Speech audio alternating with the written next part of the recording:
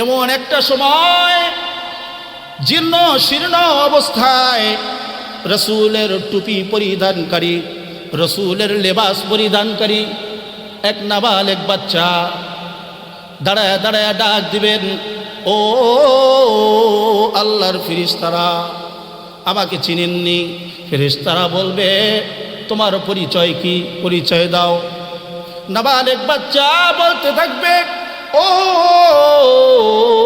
ফেরেশতারা, আমি হলাম কোরআনের হাফেজ।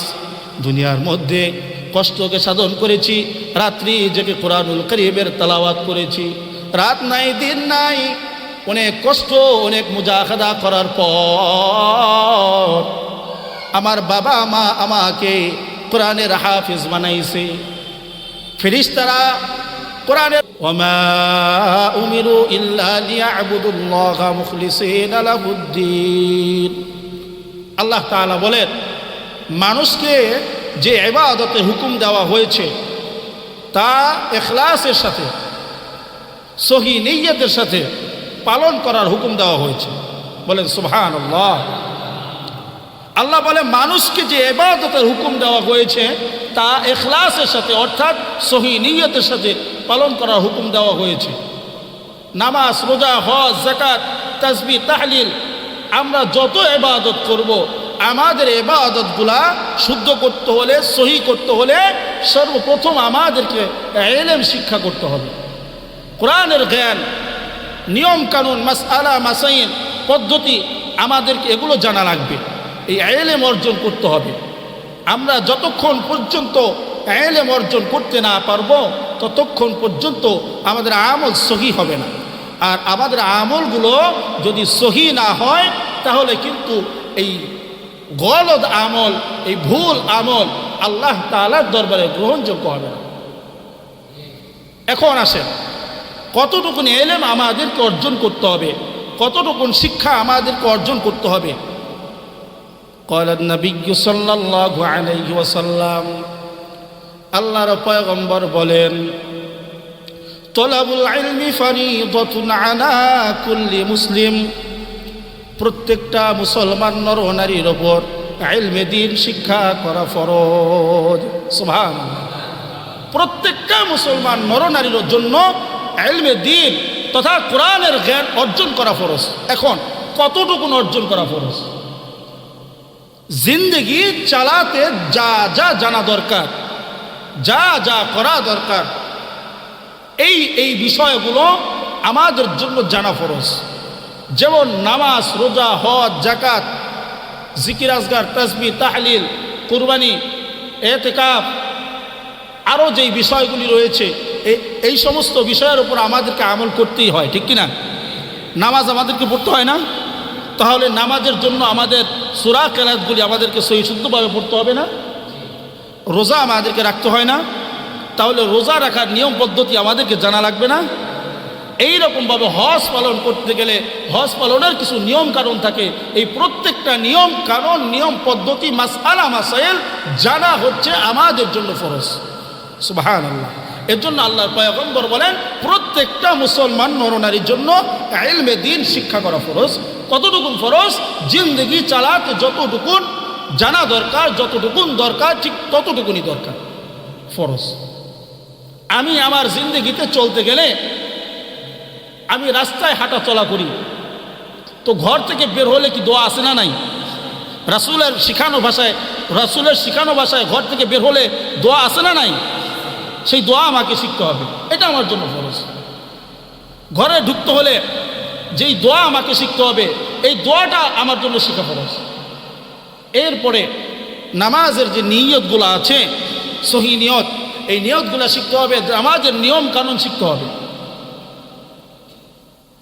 আল্লাহর পয়গম্বর সাল্লাল্লাহু আলাইহি ওয়াসাল্লাম তার হাদিসের মধ্যে বলেন, ক্বালা নবী সাল্লাল্লাহু আলাইহি ওয়াসাল্লাম, রুব্বা ক্বারিইন ইয়াকরাউল কুরআনা ওয়া ইয়ালআনু, আল্লাহর পয়গম্বর বলেন, পৃথিবীর জমিনের মধ্যে এমনও কোরআন তেলাওয়াতকারী আছে, কোরআন যাদেরকে অভিশাপ দেয়। আল্লাহর পয়গম্বর কি বলেন? যে পৃথিবীর মধ্যে দুনিয়ার মধ্যে এমনও কিছু কোরআন তেলাওয়াতকারী আছে যাদেরকে কোরআন অভিশাপ দেয়। আচ্ছা, বুঝে থাকলে বলেন তো, কোরআনুল কারীম আমরা যে তেলাওয়াত করি সওয়াবের আশায় না গজবের আশায়? কথা বলেন। সওয়াবের আশায় আমরা কোরআনুল কারীম তেলাওয়াত করি। এখন সওয়াবের আশায় যদি আমরা কোরআনুল কারীম তেলাওয়াত করি, এখন সওয়াবের পরিবর্তে এই কোরআনুল কারীম যদি, এই তেলাওয়াত যদি আমাদের জন্য গজবের কারণ হয়ে দাঁড়ায়, তাহলে কেমন হয়? আল্লাহ মাফ করুন। আল্লাহর হাবিব সাল্লাল্লাহু আলাইহি সাল্লাম এই কথাই তার হাদিসের মধ্যে বলেন, রুব্বা কারিইন ইয়াকরাউল কুরআন ওয়া ইয়ালআনু। অনেক কোরআন তেলাওয়াতকারী এমন আছে কোরআন যাদেরকে অভিশাপ দেয়। তো কোরআনুল কারীম পড়ে সওয়াবের আশায়, নেকের আশায়, কিন্তু সে কোরআনুল কারীম গলত পড়ে, ভুল পড়ে, সহি শুদ্ধভাবে পড়ে না, যার ফলে কোরআন তার জন্য রহমত দেওয়ার কথা ছিল, কিন্তু কোরআন তো তাকে রহমত দিল না, কোরআন তার জন্য গজবের কারণ হয়ে দাঁড়ায়। এর জন্য কোরআনুল কারীমকে সহি শুদ্ধভাবে আমাদেরকে শিখতে হবে। রাজি আছি তো ইনশাআল্লাহ? আল্লাহ তৌফিক দান করেন, আমিন।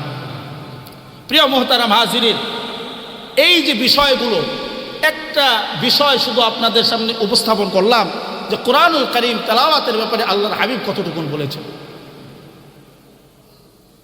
এমনিভাবে ইসলামের যত হুকুম আহকাম, বিধিবিধান আল্লাহর পক্ষ থেকে আমাদের জন্য নির্দেশ হয়েছে, প্রত্যেকটা বিধান, প্রত্যেকটা নির্দেশ কোরআন সুন্নাহ অনুযায়ী ইলম আমাদেরকে অর্জন করতেই হবে। আর প্রত্যেকটা কাজের শুরুতে, প্রত্যেকটা ইবাদতের শুরুতে আমাদের নিয়তকে সহি করে নিতে হবে। আমাদের নিয়ত যদি সহি না থাকে আর ইলম যদি না থাকে, এই ইবাদতের দাম আল্লাহর কাছে নাই। আচ্ছা, আপনারা বলেন তো, আপনাদের এলাকায় একটা আনাড়ি লোকের মাধ্যমে যদি একটা বিল্ডিং বানানো হয়, যে ব্যক্তি এর আগে কখনো বিল্ডিং বানায় নাই, বিল্ডিং যে বানাবে ইঞ্জিনিয়ার, সেই ইঞ্জিনিয়ারিং পড়াশোনাও তার নাই, সে হাতের আইডিয়ার ওপর যদি একটা বিল্ডিং বানায় আর কেউ যদি শুনে, ওই বিল্ডিংকে কেউ কিনবে? বিল্ডিংয়ে কি কেউ থাকবে? কারণ কি? ওই ইঞ্জিনিয়ার, ওই যে ব্যক্তি বিল্ডিংটা তৈরি করলো, তিনি ফাউন্ডেশন দেন নাই। ফাউন্ডেশন দিয়েছে? ফাউন্ডেশন দেন নাই। ঠিক তেমনি কোরআনুল কারীমের জ্ঞান, ইলম অর্জন, কোরআন হাদিসের ইলম যদি আপনার আমার মধ্যে না থাকে, আপনি আমি জীবন ভর যদি আমল করি, একটা আমলও আল্লাহ তাআলার দরবারে কবুল হবে না, ওই ফাউন্ডেশনের মতো। এর জন্য কোরআন হাদিসের জ্ঞান, কোরআন হাদিসের ইলম আমাদেরকে অর্জন করতেই হবে। কোরআন হাদিসের ইলম আমাদেরকে অর্জন করতেই হবে। এর জন্য আল্লাহর হাবিব মুহাম্মদুর রাসূলুল্লাহ সাল্লাল্লাহু আলাইহি ওয়াসাল্লাম তার হাদিসের মধ্যে স্পষ্ট করে বলে দিয়েছে, স্পষ্ট করে বলে দিয়েছে যে ইলমওয়ালার এত দাম কেন? কারণ তিনি কোরআন হাদিসের ইলম অর্জন করে তারপরে আমল করবে। কথা বলেন ঠিক কি না? কোরআন হাদিসের জ্ঞান অর্জন করার পরে সে আমল করবে, বিধায় তার এত দাম আল্লাহ তাআলা বাড়িয়ে দিয়েছেন। এক ব্যক্তি, হাদিসের মধ্যে আল্লাহর পয়গম্বর বলেন, ক্বালা নবিয়্যু সাল্লাল্লাহু আলাইহি ওয়াসাল্লাম, ফাদলুল আলিমি আলাল আবিদি কাফাদলি আলা আদনাকুম। আল্লাহর পয়গম্বর বলেন, এক ব্যক্তি ইলম সহ, ইলম অনুযায়ী আমল করে, আর এক ব্যক্তি ইলম ছাড়া আমল করে, তাদের দুইজনের মধ্যে কতটুকুন পার্থক্য? আল্লাহর পয়গম্বর বলেন, আমার উম্মতের মধ্যে সর্বনিম্ন স্তরের যে মানুষটা আছে, তার চাইতে আমি রাসূল যত বড় মানুষ, আমি রাসূল যত বড়, যতটুকু উত্তম, ঠিক তদ্রূপ ওই ইলম ওয়ালা ব্যক্তির দাম এত ইলমবিহীন ওই মানুষের চাইতে। বলেন সুবহানাল্লাহ। অর্থাৎ যে ব্যক্তি ইলম অর্জন করে আমল করে, আর যে ব্যক্তি ইলমবিহীন আমল করে, ইলম ছাড়া আমল করে, তাদের দুইজনের মধ্যে সবচাইতে বড় উত্তম হচ্ছে ইলমওয়ালা, কারণ তিনি ইলম অনুযায়ী আমল করবে। নতুবা আল্লাহ তাআলা তার কালামে হাকিমে সূরাতুল জুমার 5 নম্বর আয়াতের মধ্যে বলেন, কামাসালিল হিমার ইয়াহমিলু আসফারা, যে তারা হলো ওই গাধার মতো যাদের পিঠে এক বোঝা কিতাব রয়েছে। যারা ইলম অর্জন করলো অথচ আমল করলো না, তাদের ব্যাপারে আল্লাহ গাধা বলে ডাক দিয়েছেন। সূরা জুমার 5 নম্বর আয়াতে আল্লাহ স্পষ্ট করে বলেছেন, কামাসালিল হিমার ইয়াহমিলু আসফারা, যে তারা হলো ওই গাধার মতো যাদের পিঠে এক বোঝা কিতাব আছে, অথচ তারা আমল করে না। কিন্তু তাদের ব্যাপারে আল্লাহর পয়গম্বর আল্লাহ তাআলা অসংখ্য অসংখ্য উচ্চ মর্যাদাশীল বক্তব্য দিয়েছেন। যেমন আল্লাহ সুবহানাহু ওয়া তাআলা তার কালামে হাকিমের মধ্যে স্পষ্ট করে সূরাতুল মুজাদালার 11 নম্বর আয়াতের মধ্যে আল্লাহ তাআলা বলেন, ওয়ালিয়া'লামাল্লাহু আল্লাযীনা আমানু মিনকুম ওয়াল্লাযীনা উতুল ইলমা দারাজাত। আল্লাহ রাব্বুল আলামিন তার কালামে হাকিমের মধ্যে বলেন, আমি কোরআনওয়ালার ইলমওয়ালার আলেমদের মর্যাদা এত এত বাড়িয়ে দিয়েছি যার কোনো সীমানা নির্ধারণ করা নাই। সুবহানাল্লাহ। আল্লাহ তাআলা কি বললেন? যে আমি ইমানদার আমলদার আলেমদের মর্যাদা এত এত বাড়িয়ে দিয়েছি যার কোনো সীমানা নাই, তাদের সম্মানকে আমি দারাজাত উঁচু করে দিয়েছি। সুবহানাল্লাহ বলেন।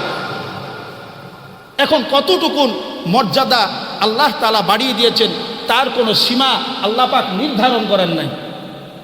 হতে পারে আল্লাহ তাআলা এত এত মর্যাদা আলেমদের বাড়িয়ে দিয়েছেন যার কারণ আল্লাহ সীমাবদ্ধ করেন নাই, আমাদের কল্পনায়ও আসতে নাও পারে, আমাদের কল্পনায় আসবে না বিধায় আল্লাহ তাআলা তাদের সম্মানের সীমাবদ্ধতা লিপিবদ্ধ করেন নাই, ঠিক কিনা?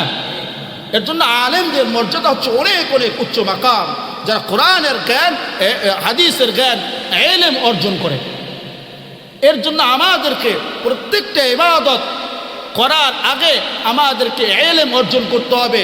ইলম অনুযায়ী যদি আমরা আমল করি তাহলে আল্লাহ তাআলা আলেমদের রূপে আমাদের দাম বাড়ায় দিবে। সুবহানাল্লাহ। এর জন্য হাদিস পাকের মধ্যে ইরশাদ হয়েছে, আল্লাহর পয়গম্বর সাল্লাল্লাহু আলাইহি ওয়াসাল্লাম বলেন, একজন কোরআনের হাফেজের কোরআনের আলেমের মর্যাদা এত এত হবে যে হাশরের ময়দান যখন কায়েম হয়ে যাবে, হাশরের ময়দানে এক ব্যক্তি ফেরেশতাদেরকে ডাক দিয়ে বলবেন, ও ফেরেশতারা, ও ফেরেশতারা, আপনারা আমাকে চিনেননি? বলে, তুমি কে? তোমার পরিচয় দাও। বলে, আমি দুনিয়ায় থাকতে 30 বছর পড়াশোনা করার পরে ডাক্তার হয়েছি, আমার এত এত ডিগ্রি, আমি বহু টাকা ব্যয় করে বহু কষ্ট সাধন করে আজকে ডিগ্রি অর্জন করে আমি ডাক্তার হয়েছি।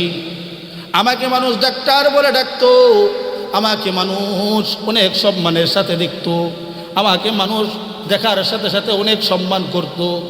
আমি ডাক্তার, আমার জন্য স্পেশাল কোন দরজা আছে জানায় দাও। ফেরেশতারা সাথে সাথে বলেন, ও ডাক্তার সাহেব, আপনার কোনো দাম নাই, সাইড লন। পক্ষান্তরে আরেক বান্দা ফেরেশতাদেরকে ডাক দিয়া বলেন, ও ফেরেশতারা, আপনারা আমাকে চিনেননি? বলে, তুমি কে? বলবে, আমি ইঞ্জিনিয়ার, 30 বছর পড়াশোনা করার পর বহু বহু টাকা ব্যয় করার পর আমার যোগ্যতা অর্জন করেছি। দুনিয়ার মধ্যে মানুষ আমাকে সম্মান করত, আমার অনেক ক্ষমতা ছিল, আমার অনেক বাহাদুরি ছিল, আপনারা আমাকে চিনেন নাকি? ফেরেশতারা বলবে, সাইড লট, আপনার কোনো দাম নাই, আপনারে চিনি না। এমন একটা সময় জীর্ণ শীর্ণ অবস্থায় রসুলের টুপি পরিধানকারী, রসুলের লেবাস পরিধানকারী এক নাবালেক বাচ্চা দাঁড়ায় দাঁড়ায় ডাক দিবেন, ও আল্লাহর ফেরেশতারা, আমাকে চিনেননি? ফেরেশতারা বলবে, তোমার পরিচয় কি? পরিচয় দাও। নাবালেক বাচ্চা বলতে থাকবে, ও ফেরেশতারা, আমি হলাম কোরআনের হাফেজ, দুনিয়ার মধ্যে কষ্টকে সাধন করেছি, রাত্রি জেগে কোরআনুল কারীমের তেলাওয়াত করেছি, রাত নাই দিন নাই, অনেক কষ্ট অনেক মুজাহাদা করার পর আমার বাবা মা আমাকে কোরআনের হাফেজ বানাইছে। ফেরেশতারা কোরআনের হাফেজের কথা শোনার সাথে সাথে বলবেন, আহলান ওয়া সাহলান মারহাবান তাইয়িবান। সুবহানাল্লাহ। ফেরেশতারা ডাক দিয়া বলবেন, ও আল্লাহর বন্ধু, আল্লাহ রাব্বুল আলামিন তোমার জন্য অপেক্ষা করতেছেন। পুরা হাসরের ময়দান তোমার জন্য খুঁজে খুঁজে আমরা হয়রান হয়ে গেলাম। সুবহানাল্লাহ। ফেরেশতারা সাথে সাথে কোরআনের হাফেজকে, কোরআনের আলেমকে নিয়া আল্লাহর সামনে দণ্ডায়মান করাবেন, আল্লাহর সামনে দাঁড় করাবেন। আল্লাহ রাব্বুল আলামিন বলবেন, তোমার পরিচয় কি? বলবে, আমি কোরআনের হাফেজ, কোরআনের আলেম, আমি ইলমওয়ালা।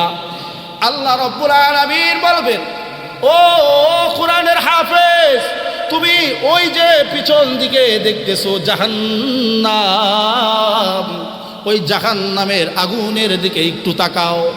কোরআনের হাফেজ, কোরআনের আলেম জাহান্নামের আগুনের দিকে তাকাইয়া থাকবে আর বলবে, আল্লাহ আমার সিনার মধ্যে আপনার কোরআনুল কারীমের 30টা পারাই লিপিবদ্ধ করা, আপনি কেন আমাকে জাহান্নামের আগুনের দিকে তাকাইতে বললেন? আপনার কি মায়া হবে না? আপনার কি দয়া হবে না রে আল্লাহ? আমাকে কি জাহান্নামে দিবেন নাকি?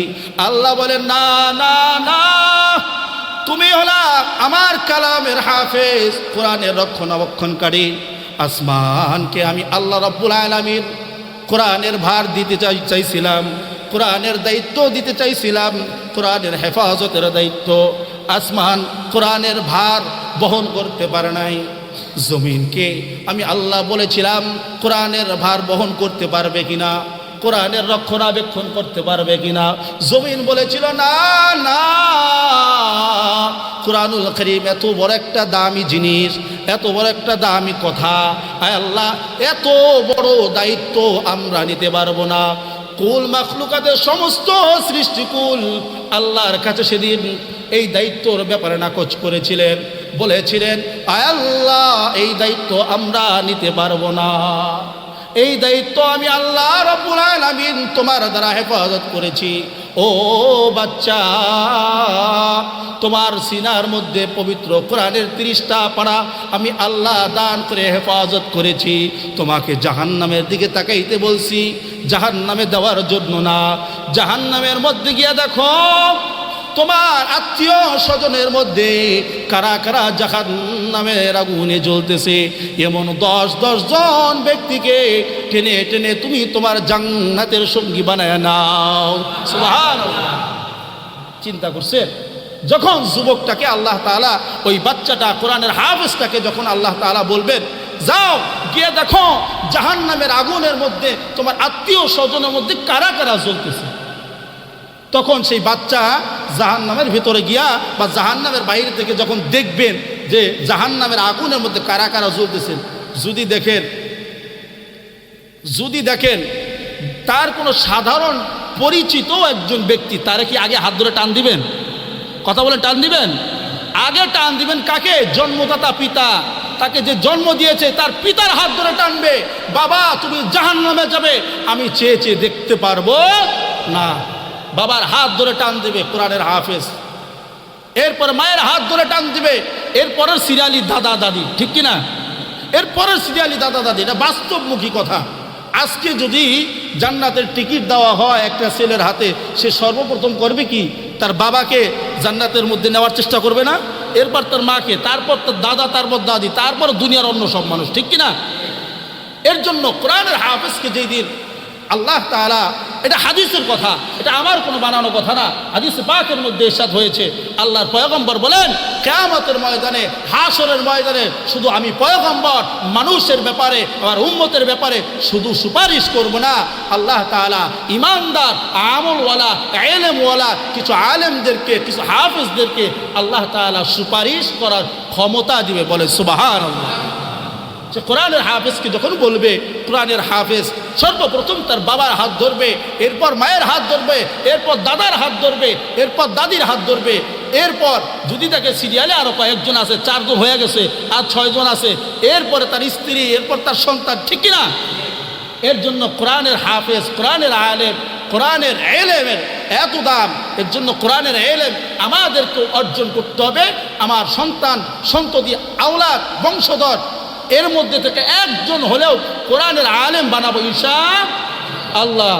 কারণ আল্লাহ তাআলা রব্বুল আলামিন সূরাতুত তাহরীমের 6 নম্বর আয়াতে কারীমার মধ্যে আল্লাহ তাআলা বলেন, ইয়া আইয়ুহাল্লাযীনা আমানু কু আনফুসাকুম ওয়া আহলিকুম নারা। আল্লাহ তাআলা রব্বুল আলামিন সূরাতুত তাহরীমের 6 নম্বর আয়াতে স্পষ্ট করে বলেন, ও দুনিয়াদারেরা, তোমরা জাহান্নামের আগুন থেকে বাঁচো এবং তোমার পরিবার পরিজনকে জাহান্নামের আগুন থেকে বাঁচাও। জাহান্নামের আগুন থেকে বাঁচানোর কথা আল্লাহ তাআলা বলেছেন, আগে নিজে বাঁচার কথা বলেছেন। আপনি একটু অন্তর দ্বারা চিন্তা করেন, আজকে আপনি আমি নামাজ রোজা ইবাদত বন্দেগী কতটুকুনি করি? বুকে হাত দিয়া বলতে পারবেন যে আমি আমার ইবাদতের বৌদলতে আল্লাহ তাআলার কাছে সামনে দাঁড়ায়া জান্নাত চাইতে পারবো? কথা বলেন। আচ্ছা, কথা বলেন না কেন আপনারা? কথা বলতে হবে ইনশাআল্লাহ। একবার সুবহানাল্লাহ, একবার আলহামদুলিল্লাহ, একবার আল্লাহু আকবার, এগুলোর সওয়াব যে কত আপনারা যদি জানতেন। প্রকৃতপক্ষে জানেন অনেকেই, কিন্তু প্রকৃতপক্ষে অন্তর দ্বারা বিশ্বাস করেন না। যদি বিশ্বাস করতেন তাহলে দুনিয়ার সমস্ত ব্যস্ততা ফেলে আপনারা শুধু আল্লাহর তাসবিহ পাঠের মধ্যেই থাকতেন। বলেন সুবহানাল্লাহ। এর জন্য কথা বলতে হবে ইনশাআল্লাহ। যে আল্লাহর পয়গম্বর হাদিসের মধ্যে বলছেন যে জাহান্নাম, আল্লাহ তাআলা জাহান্নামের আগুন থেকে নিজেকে বাঁচার কথা আগে বলেছেন, এরপর পরিবার পরিজনকে জাহান্নামের আগুন থেকে বাঁচানোর কথা বলেছেন। বুদ্ধিমান তো তারাই যারা নিজেদের সন্তান দিগকে দুনিয়া শিক্ষা পড়ে দিয়েছে, আগে আখিরাত শিক্ষা দিয়েছে। বলেন সুবহানাল্লাহ। দুনিয়ার যাবতীয় শিক্ষা দিব, আমরা এটা না করি না। তবে আমরা মুসলমান, আমাদের সর্বপ্রথম পরিচয় কি? কথা বলেন, সর্বপ্রথম পরিচয় কি? আমরা মুসলমান, আমরা মুসলিম, আমাদের ধর্মীয় শিক্ষা আছে। আমরা আমাদের সন্তানকে যদি আমাদের সন্তানের জন্মের পর থেকে আমরা যদি শিক্ষা দেই যে হাট্টি মাটিম টিম তারা মাঠে পারে ডিম, তাহলে সে ওইটাই তো শিখবে। কথা বলেন ঠিক কিনা? আর যদি আমরা আমাদের সন্তানকে যদি শিক্ষা দেই আলিফেতে আল্লাহ, বাতে বাইতুল্লাহ, এই নুরানি মাদ্রাসায় যে পড়াশোনাগুলো হয়, আপনারা একটু ফাঁকে ফাঁকে যাবেন, গিয়া দেখবেন ছোট্ট ছোট্ট নাবালেগ শিশুরা যে কি সুন্দর করে আল্লাহ তাআলা রব্বুল আলামিনের কালামের 29টা হরফের বর্ণনা কত সুন্দর করে পড়ে। সুবহানাল্লাহ, আলহামদুলিল্লাহ, অন্তর জুড়িয়ে যাবে। আল্লাহ তাআলা বলে, কোরআনের কাছে যারা বেশি বেশি ঘেঁষবে, হাদিসের পাশে যারা বেশি বেশি ঘেঁষবে, মাদ্রাসার পাশে মসজিদের পাশে যারা বেশি বেশি সময় দিবে, যারা তাদের প্রতি একটু ভালো সহানুভূতি দেখাবে, আল্লাহ তাআলা তাদেরকে হেদায়েতের নূর দিয়ে দিবে। সুবহানাল্লাহ। এর জন্য কোরআন থেকে ফারেক থাকা যাবে না, কোরআনের ইলম অর্জন করতে হবে। তো যে কথা বলতেছিলাম যে ছোট্ট ছোট্ট বাচ্চারা কি সুন্দরভাবে আল্লাহর কালামের হরফগুলা কবিতার আকারে আকারে পড়ে, কত সুন্দর করে পড়ে। তো আমরা মুসলিম, আমাদের সন্তান দিগকে আমরা সর্বপ্রথম কুরআনুল কারীমের সবক শিখাবো। কথা বলেন ঠিক কিনা? দেখেন কুরআনুল কারীমের সবক শিখালে কতটুকু লাভ, একটু দিল থেকে চিন্তা করেন। মুসা পয়গম্বর রাস্তা দিয়া হাইটা যাইতেছেন, এমন সময়ে রাস্তার পাশে দেখতেছে কবরের মধ্যে জাহান্নামের আগুন দাউ দাউ করে জ্বলতেছে। মুসা পয়গম্বর রাস্তা দিয়া চইলা গেলেন তুর পাহাড়ে। তুর পাহাড়ে গিয়া আল্লাহ রব্বুল আলামিনের সাথে কথা বলতেছে। কথোপকথন শেষে যখন আবার ওই রাস্তা দিয়া ফেরত আসতেছিলেন, দেখেন যেই কবরের মধ্যে যাওয়ার সময় দেখলো আগুন জ্বলতেছে, জাহান্নামের আগুন। ওই কবরের মধ্যে দেখলেন আল্লাহ রব্বুল আলামিনের নাজ নিয়ামত দ্বারা ভরপুর। সুবহান। যাওয়ার সময় দেখলেন কবরের মধ্যে আযাব, কিন্তু আসার সময় দেখলেন আবার কবরে আযাব বন্ধ। কারণ কি? ঘটনা কি? মুসা পয়গম্বর আল্লাহ রব্বুল আলামিনকে ডাক দিয়ে বলেন, আয় আল্লাহ, যাওয়ার সময় দেখলাম কবরের মধ্যে আযাব, কিন্তু আসার সময় দেখলাম আযাব বন্ধ হয়ে গেছে। আল্লাহ, এই অল্প সময়ের মুহূর্তে এই কবরওয়ালা কি এমন কাজ করলো যার কারণে মুহূর্তের মধ্যে আপনি কবরের আযাব বন্ধ করে দিলেন? আল্লাহ রাব্বুল আলামিন বলে, মুসা, এই কবরওয়ালা যখন দুনিয়ায় জীবিত ছিল, তিনি মারা যাওয়ার আগে তার বিবিকে গর্ভধারণ করে আসছিলেন, বিবিকে নসিহত করে আসছিলেন, বিবি, আমার মনে হয় আমি বেশি দিন বাঁচব না। আমার সন্তান যখন দুনিয়ার জমিনে ভূমিষ্ঠ হবে, যখন হাঁটি হাঁটি পা করে উপযুক্ত হবে, বয়স হবে, তাকে মাদ্রাসায় ভর্তি করে দিবা। এই কথা বলে যখন এই কবরওয়ালা দুনিয়া থেকে ইন্তেকাল করলো, বিদায় নিল, দুনিয়া থেকে চলে আসলো, এতকাল পর্যন্ত তার কবরে আযাব হইতেছিল, তুমিও যাওয়ার সময় দেখতেছিলা। কিন্তু তার সন্তান দুনিয়ার জমিনে ভূমিষ্ঠ হওয়ার সাথে সাথে হাঁটি হাঁটি পা পা করে যখন বড় হতে লাগলো, মাদ্রাসায় পড়ার মতো যখন উপযুক্ত হলো, তার বিবি তার কথা মতো তার সন্তানকে মাদ্রাসায় ভর্তি করে দিল। যখন আলিফ বা তা থা জিম হা খ দাল জাল আরবি প্রত্যেকটা হরফ উচ্চারণ শিখে শিখে যখন কোরআনের সবক নিবে এবং সময়ে ওস্তাদ যখন তাকে কোরআনের সবক দিবে, ওস্তাদ বলে বিসমিল্লাহির রহমানির রহিম। ওস্তাদের সাথে সাথে ঠোঁট নাড়াইয়া নাড়াইয়া এই নাবালেগ বাচ্চা, এই মাসুম বাচ্চা মুখ দ্বারাও বলে বিসমিল্লাহির রহমানির রহিম। ও মুসা, বিসমিল্লাহর মধ্যে আমি আল্লাহর দুইটা নাম রয়েছে, একটা নাম হচ্ছে রহমান আর একটা নাম হচ্ছে রহিম। এই নাবালেগ বাচ্চা কিছু বুঝে না, কিছু জানে না, এমন সময়ে আমি আল্লাহর রুবুবিয়্যাতের স্বীকার দিয়া আমি আল্লাহকে রহমান এবং রহিম নাম ধরে ডাকছি। ও মুসা, আমি আল্লাহ কেমন রহমান কেমন রহিম হইলাম যদি তার বাবার কবরের আযাব বন্ধ না করতে পারি? সুবহানাল্লাহ। ও মুসা, এই ছোট্ট বাচ্চাটা যখন বিসমিল্লাহির রহমানির রহিম পড়লো, সাথে সাথে আমি এই বাচ্চার বাবার কবরের আযাব বন্ধ করে দিয়েছি। সুবহানাল্লাহ। চিন্তা করছেন, যার পাপের শাস্তি কবরে চলমান ছিল, কিন্তু তার সন্তানকে যখন তার বিবি মাদ্রাসায় পড়ানোর জন্য ভর্তি করেছে, অমন সময়ে ওস্তাদ যখন তাকে সবক দেয়, ওস্তাদের সবকের চেয়েও সবক নিতে ছিল, তার সবকের কারণে, তার বিসমিল্লাহির রহমানের উচ্চারণ করার কারণে আল্লাহর এত এত পছন্দ হয়েছে, আল্লাহ তাআলা তার সন্তানের উসিলায় তার বাবার কবর আযাব মাফ করে দিত। সুবহানাল্লাহ।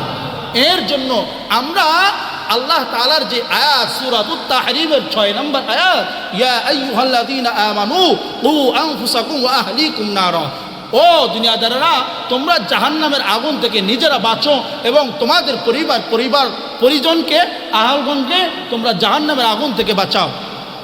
এর জন্য আমাদেরকে আমাদের জিন্দগিতে যতগুলো আমল, যতগুলো ইবাদত আমরা করি, এই ইবাদতের জন্য আমি শুরুতে বলেছি দুইটি দায়িত্ব, দুইটি কাজ আমাদেরকে মনে রাখতে হবে, আমাদেরকে দায়িত্ব নিতে হবে।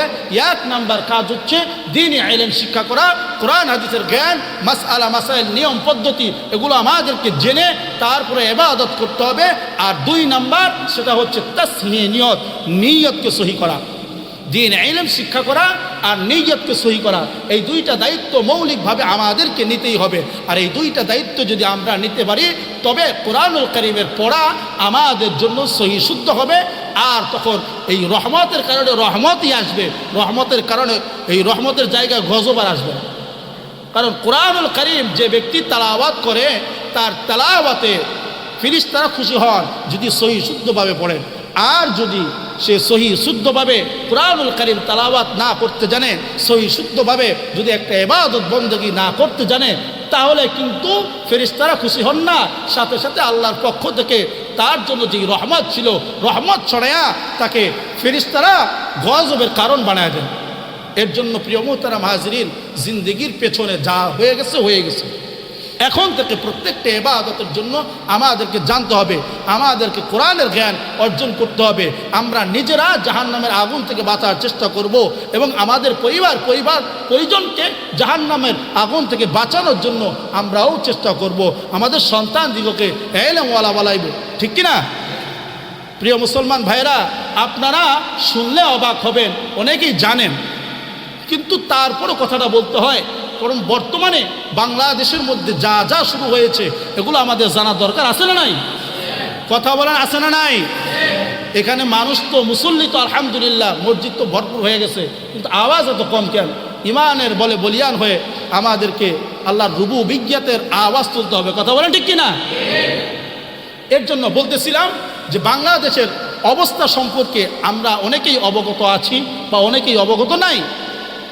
ইসকন নামে যে সংগঠনটি বাংলাদেশের জমিনে মাথা চাড়া দিয়ে উঠছিল, সেটা শুধু ইসকন না, এই ইসকন হচ্ছে একটা জঙ্গি সংগঠন। জোরে বলেন, কি সংগঠন? কথা বলে না, জঙ্গি সংগঠন। ভাই, এরা নাম দিছে ধর্মীয় সংগঠন, আসলে মূলত এরা ধর্মীয় সংগঠন না, এটা একটা জঙ্গি সংগঠন।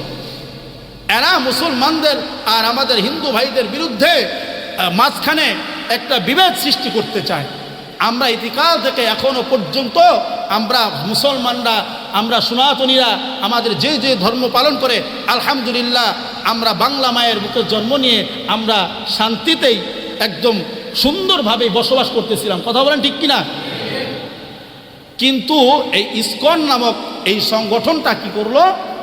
তারা সংখ্যালঘু নামক শব্দ দিয়ে তারা একটা নির্যাতন হওয়ার একটা জারি পায়তারা শুরু করলো মুসলমানদের ওপরে। তারা একটা যাতে দোষ দেওয়া শুরু করলো, যাতে মুসলমানদেরকে আরো বেশিভাবে নির্যাতন করা যায়, আরো বেশিভাবে নির্যাতন করা যায়। যেমনিভাবে ভারত থেকে আজকে তারা বলতেছে যে বাংলাদেশের আমাদের প্রাণের হিন্দু ভাইয়েরা তারা নাকি বলে এরকম নির্যাতন হচ্ছে। আচ্ছা, আমি তো ছোটবেলা থেকে বড় হয়েছি, আমার গ্রামের মধ্যে আমার অনেক হিন্দু ভাইয়েরা আছে। কথা বলেন, আপনাদের এলাকায় নাই? আপনাদের এলাকার মধ্যে আপনারা কি কখনো বিভেদ দেখেন? আপনারা কি কখনো তাদেরকে পর ভাবেন? আমরাও কখনো পর ভাবি না। আরে ভাই, কেন ভাববো, কেন পর ভাববো? আমরাও যেই মাটি থেকে, যেইখানে আমাদের জন্ম, তাদেরও জন্ম সেইখানে। এটা আমাদেরও জমিন, এটা তাদেরও জমিন। কথা বলেন, ঠিক কিনা? আজ পর্যন্ত আমরা দেখলাম না, আমাদের চোখে দেখলাম না, আমাদের কানে শুনলাম না যে আমাদের মুসলমান ভাইয়েরা হিন্দুদের ওপর নির্যাতন করেছে। কিন্তু তারা এমন একটা পায়ে তারা শুরু করলো, তারা এমন একটা বক্তব্য দেওয়া শুরু করলো যে মুসলমানেরা বাংলাদেশে বসে বসে সংখ্যালঘু মানুষের ওপর নির্যাতন করা শুরু করছে। তারা আমাদের বাংলাদেশের ওপর বর্ডার ক্রস করে অ্যাটাক করতে চায়। কথা বলেন, ঠিক কিনা? দেখছেন না আপনারা? কিছুদিন পূর্বে কিন্তু তারা কি করেছে, বাংলাদেশের এই যে নেত্রকোনা সীমান্তে যে বর্ডারটা রয়েছে, সেই বর্ডার ক্রস করে তারা বাংলা জমিনে ঢুকে মুসলমানদেরকে মারার জন্য তারা একদম ডাইরেক্ট দাঁড়ায় গেছে। তাহলে কি আপনারা বলতে চান বা আপনারা কি মনে করেন যে মুসলমানরা বসে বসে তারা কি করবে, আঙুল চুষবে? মুসলমানরা কি তাদেরকে ছেড়ে দিবে? আজকে থেকে আমি বলতে চাই, আল্লাহ রব্বুল আলামিনের হাবিব মুহাম্মদ রাসূলুল্লাহ সাল্লাল্লাহু আলাইহি ওয়াসাল্লাম 1000 বছর আগে হাদিসে পাকের মধ্যে ইরশাদ করে গিয়েছেন যে এই হিন্দুস্তানের যেই গাজওয়াতুল হিন্দ ঘুম ভাঙাবে একটা, আল্লাহর নবী সাল্লাল্লাহু আলাইহি ওয়াসাল্লাম বলেছেন এই গাজওয়াতুল হিন্দ আমাদের, একদিন মুসলমানরা আমাদের এই সম্পদ আমরাই বিজয় করব। কথা বলেন, ঠিক কিনা? এর জন্য বলে পদে পদে আসবে মুসিবত, চারিদিকে পড়বে পাপের ধূপ, মূর্খরা গর্বে সমাজ, উঠে যাবে এলে মোলাজ। আসছে কিয়ামত রুখতে মুসিবত, থাকছে আজান বেলাল, আসবে এই মহাকাল, রুখতে হবে দাজ্জাল, আসবে এই মহাকাল, রুখতে হবে দাজ্জাল। ঠিক কিনা বলেন? এর জন্য আমাদেরকে সবসময় তৈরি থাকতে হবে। হাদিসের মধ্যে যেহেতু আল্লাহর পয়গম্বর বলেছেন যে আমাদের হবেই হবে, ইনশাআল্লাহ আমাদেরই হবে। আমাদের ঈমানকে যদি আমরা ঠিক রাখতে পারি, আমরা আমাদের ইবাদত বন্দেগী যদি সহি তরিকায় করতে পারি, আমাদের ঈমানকে যদি আমরা ঠিক রাখতে পারি, তাহলে ইনশাআল্লাহ বিজয় আমাদেরই হবে ইনশাআল্লাহ। আমাদের ঈমানের পথে যদি আমরা অটল থাকি, আমাদেরকে বিজয় আমাদের নিশ্চিত, তাতে কোনো সন্দেহ নাই। আর একটা কথা, আমরা মুসলমানের ভিতরে যদি ফাটল সৃষ্টি করি, তাহলে আমাদের মধ্যে ঐক্য থাকবে না। আর ঐক্য না থাকলে আমাদের মধ্যে কিন্তু ফিতনা ছড়ায় গেলে, তাহলে কিন্তু আমরা কোনো অবস্থাতেই কখনো আমাদের বিজয়কে ছিনিয়ে আনতে পারবো না। কথা বলেন ঠিক কিনা? আজকে আমরা মুসলমানের বিরুদ্ধে কেন লাগি বলেন? কেন লাগি মুসলমানের বিরুদ্ধে? শুধু তাই নয়, আমার এলাকা, আমার ভাই, আমার চাচা, আমার খালু, আমার দাদা, আমার প্রতিবেশী, আজকে যদি আমি মারা যাই, তাহলে আমার লাশটা আমার এলাকার মানুষই কিন্তু জানাজা পড়াবে। কথা বলেন ঠিক কিনা? আজকে আমি যদি মারা যাই, আমার এলাকার মানুষ আমাকে গোসল দেওয়ার জন্য, আমাকে দাফন করার জন্য তাড়াতাড়ি তারা এইরকম ব্যস্ত হয়ে পড়বে। তাহলে আপনি আমি কেন মারামারি করতেছি? আপনি আমি কেন একজন আরেকজনের দোষ খুঁজতেছি? শয়তান আমাদেরকে ধোঁকা দিতে চায়। তাহলে শয়তানের ফাঁদে যদি আমরা পাড়া দেই, তাহলে কি আমাদের চলবে? কথা বলেন। আমাদের এক থাকতে হবে।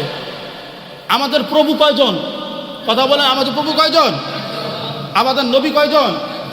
আমাদের কোরআন কয়টা? সব যদি এক হয়, তাহলে আমরা কেন দ্বন্দ্ব করতেছি? আমাদের প্রভু এক নবীর উম্মত, জীবন বিধানে ওই শিবানী পুরাণ। ঠিক কিনা? আমাদের প্রভু এক নবীর উম্মত, জীবন বিধানে ওই শিবানী পুরাণ। তবে কেন এক নাও হে মুসলমান, এক হাও করিয়া আহ্বান। ঠিক কিনা? বাইতুল্লাহ এক, মদিনা শরীফ এক, অহুদ পাহাড় এক, বদরের মাঠ এক। একটা তো জীবন আর মরণ তো একটাই, একটা তো জীবন আর মরণ তো একটাই। মিলে মিশে আছি যেন এক দেহ এক প্রাণ।